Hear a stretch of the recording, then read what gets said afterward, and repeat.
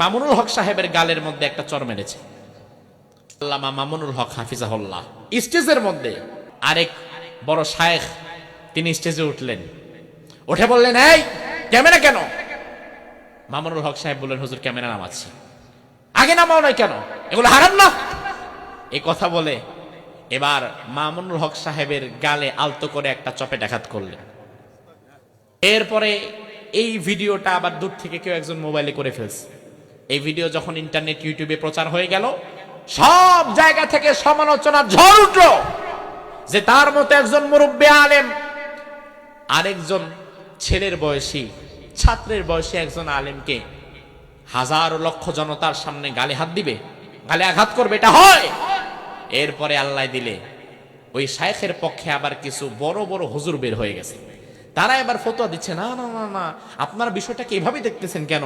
আসলে এটা তো উস্তাদ এবং ছাত্রের মহব্বত, এবং এটা তো ভালোবাসার শাসন।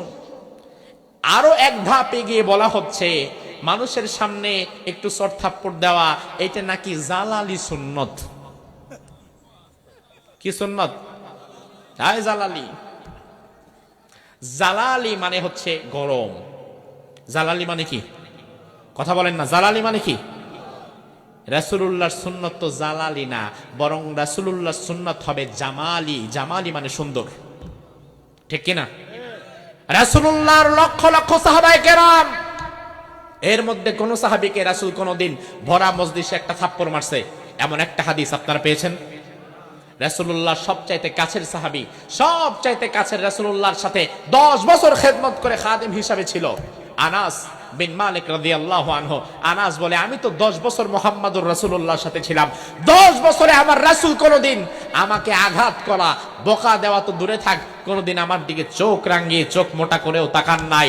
এটাই হচ্ছে রাসূলের সুন্নাহ। আর তোমার যে হুজুর স্টেজে হাজারো মানুষের সামনে আরেকজনের গালে আঘাত করতে পারে, বিশ্বাস করো ওটা রাসূলুল্লাহর সুন্নত না, ওটা তোমার হুজুরের ব্যক্তিগত আক্রমণ, ঠিক না? ব্যক্তিগত আক্রমণ তুমি সুন্নাত বলে চালায় দাও, ওটা কি সুন্নাত হতে পারে?